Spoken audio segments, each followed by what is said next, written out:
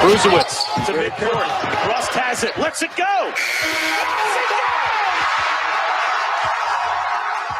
And up until yesterday, John, I thought maybe that was one of the worst days Michigan had playing at the Kohl Center when Ben Brust forced overtime with a half-court bomb to tie the game at 60, a game the Badgers would win. I guess I was wrong. Brust is with us in the studio. So do you remember specific plays? Like, do you remember the detail when you hear a play like that? Absolutely. I remember letting that ball go and knowing, holy crap. Like I remember saying that ball's going in.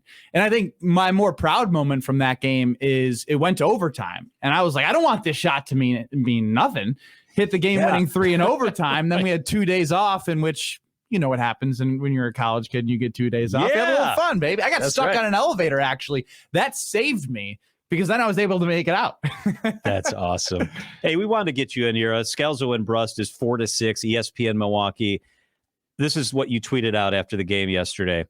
Juwan Howard had a starter in the game, down 19 with 32 seconds left. It was over. The subs were in for Wisconsin. And now he wants to cry over a timeout and throw hands in the handshake line. Take your loss and go home or just coach better. Classless and pathetic.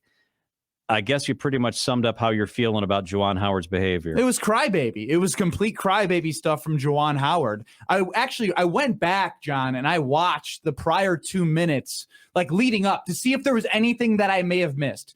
But both teams had the starters in. They were both playing hard. Chucky Hepburn for Wisconsin hit a three. Coach Gard called a timeout and emptied his bench with 5 players who had not played in the game. At that point, there were still 2 starters for Michigan in. And you know what?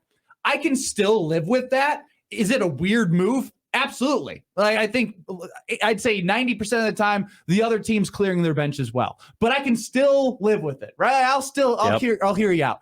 But then if you're going to be pressing and playing balls to the walls, you know, starters out there with guys coming off the bench for Wisconsin cold and they're turning it over and they're struggling to get the ball across half court. If you're going to play to the whistle, you cannot look over at Coach Gard for calling a timeout. Now, mind you, Coach Gard was calling a timeout because they were struggling to get the ball across half court, and the 10-second count for getting the ball across resets on a timeout. Guess what? Even if he called a timeout and there was still only 4 seconds to get the ball across half court, I'm fine with that timeout too, because you got 2 guys who are on the team that are walk-ons trying to get the ball across against one who's a McDonald's All-American and one who played 30-plus minutes who's the starting point guard.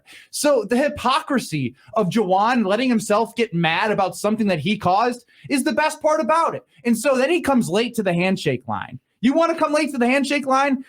All right, fine. You either blow by, don't say a word, but if you're going to blow by and say, I'll remember that, what do you expect Coach Gard to do? Not do anything? You're just above the law. You get to say whatever you want, and Coach Gard doesn't get to say anything back. And so now we're going to, he says that when I was touched, it escalated. Oh, big, bad 5'9" Greg Gard.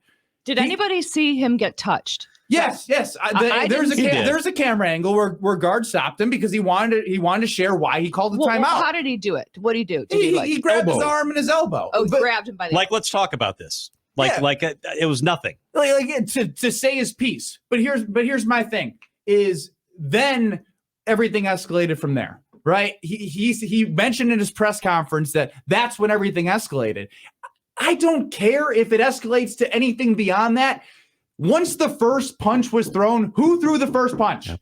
That's when all the chaos and everything else started. And I get he's going to try and say he's defending his guys, and I can respect that. But when your root of your problem is he mentioned the timeout and the touching set him off, it's all hypocritical. It really is. You know, you coach your team however you want, right? If you want to throw a full court defense on in the waning seconds of the game, you're getting your butt kicked. All right, fine. But you can't get mad at Greg Gard for calling a timeout then, right? To help his guys who can't even dribble with his left hand. And I'm being a little bit mean to the walk-ons right now, but they're not seeing that pressure. Right. I mean, give the guys a break. So to me, and the other interesting camera shot is how many coaches passed by and shook Greg Gard's hand and players before it even got to Juwan Howard. Well, so you know what I'm saying? Like when my favorite back in the day was Bo Ryan and Tom Crean. They had the fastest blow-by handshake in the world. You know what? It did its job. They didn't like each other. They didn't say a word. Yep. But no harm, no foul. It became a fun bit. And like every time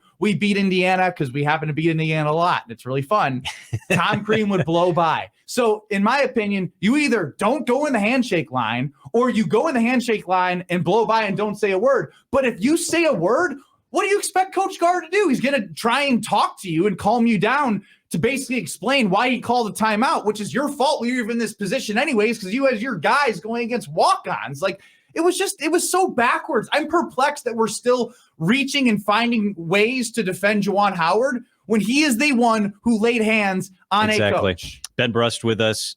What should the punishment be for Howard?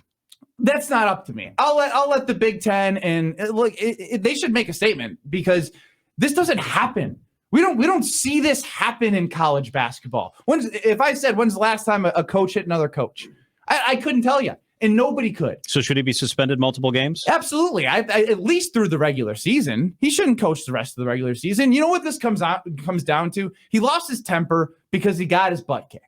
That's plain as day what he got embarrassed. Happened. And he had a ton of good recruits coming in, a ton of transfers. They're having a down season, and they stunk. And he couldn't handle his emotions. And I'm not saying that there weren't any things that the Badgers coaches, I mean, Joe Krabinoff came in a little bit hot. There was a ton that happened that led to that, but it does not excuse the ultimate thing that he has to be above that. I don't care what anyone says. He has to be above starting that by hitting someone across the face. Ben Brust, Scalzo and Brust, coming up here at 4:00. Get some water, hydrate, get in there. I'm going to tune that in. I'm ready to go, baby. I know. I want to hear that. I'll go to war. Scalzo's not going to get a word in this afternoon. He always gets a word in every day. The best shows are when you talk more than he does anyhow. Ben Brust, thanks for being with us. Love it. I love the fire. It is 3:20.